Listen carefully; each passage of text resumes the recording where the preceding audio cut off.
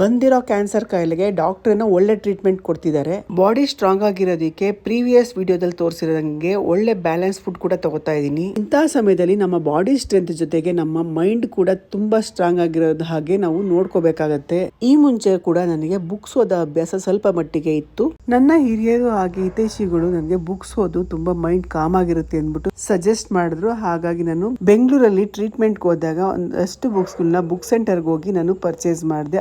ಮುಂದೆ ಒಳ್ಳೊಳ್ಳೆ ಬುಕ್ಸ್ ಓದ್ಬೇಕು ಅಂತ ನಾನಂತೂ ಅನ್ಕೊಂಡಿದೀನಿ. ನೀವು ಕೂಡ ಯಾವೆಲ್ಲ ಬುಕ್ ಓದಿದ್ದೀರಾ, ಹಾಗೆ ನಿಮ್ ಫೇವರೇಟ್ ಬುಕ್ ಯಾವ್ದು ಅಂದ್ಬಿಟ್ಟು ಕಮೆಂಟ್ ಮಾಡಿ ತಿಳಿಸಿ.